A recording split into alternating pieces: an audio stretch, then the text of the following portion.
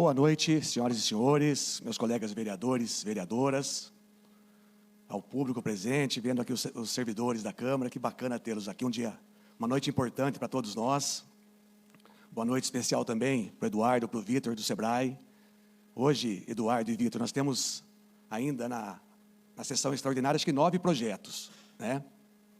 E são projetos importantes, interessantes, porque sempre que tem o advento maior de recomposição de vencimentos, aumentos, né? Existe uma curiosidade e uma atenção maiores das pessoas, né? E o nosso papel aqui é tentar explicar um pouquinho mais tudo isso. Eu, para a felicidade dos meus colegas, trago novamente o quadro Silvio Explica, né? Os projetos que têm essa dinâmica, eu acho importante, né, presidente Kula? A gente passar o final de semana estudando, olhando. Agradeço também o Hércules da Prefeitura, o Fernando do sindicato, estiveram aqui à noite. O Fernando se encontra presente ainda, né? Nos ajudaram a tirar algumas dúvidas que são sempre importantes. Então, é o projeto de lei complementar número 15, um projeto importante, porque tem como objeto principal a aprovação desta Casa de Leis para a recomposição dos salários e vencimento dos servidores da Prefeitura Municipal, do Executivo e da autarquia da nossa Prefeitura, ok? Então, vamos entender um pouquinho. É sempre legal a gente trazer os créditos. Eu estou como representante, como líder do prefeito, né?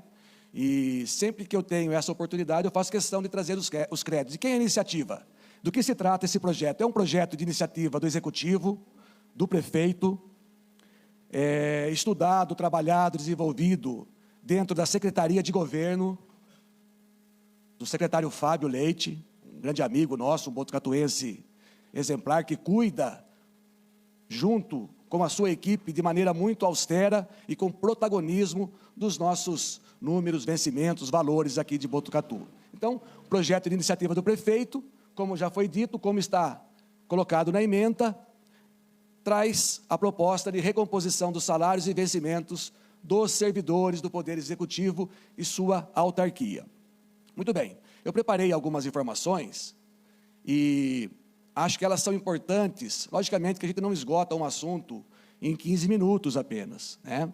E um pouco de tudo isso que eu estou apresentando aqui para o Executivo é também mote, informações, orientações sobre um projeto similar que a mesa diretora apresenta também para a recomposição dos salários e vencimentos dos servidores do Poder Legislativo, ok?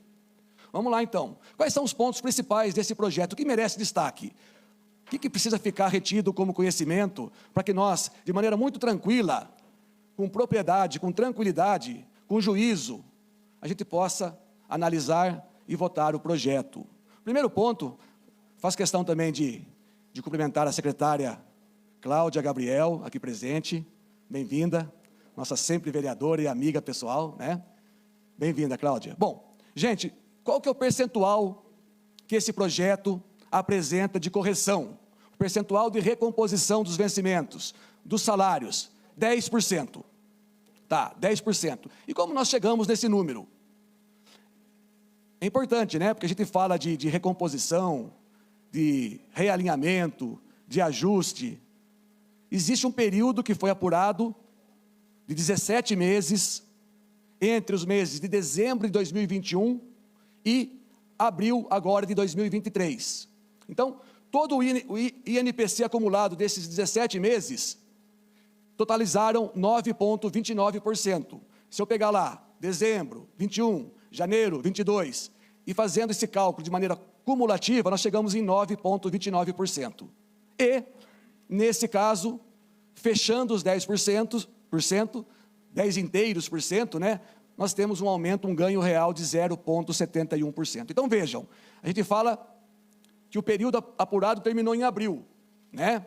O ano passado, acho que é importante fazer um lembrete, acho que com certeza os colegas vereadores vão se lembrar, nós aprovamos essa matéria em janeiro do ano passado, né? Por que nós aprovamos em janeiro? Existiram alguns motivos. Principalmente porque, à época, o próprio valor do salário mínimo nacional, que foi corrigido em janeiro de 22, ele trouxe um valor que quase ficou muito próximo, até mesmo acima dos menores valores praticados pela Prefeitura, né? E, além disso, acho que todos se lembram, 2021, por conta da pandemia, não houve a possibilidade de fazer a correção, né? Então, o mês da revisão dos salários, da data base dos servidores, é o mês de maio, ok? Por isso que nós estamos falando desse período acumulado até abril de 23, que deu 9,29% do INPC. E existe um ponto bastante importante que causou um pouco de dúvida com relação aos professores da educação básica, né?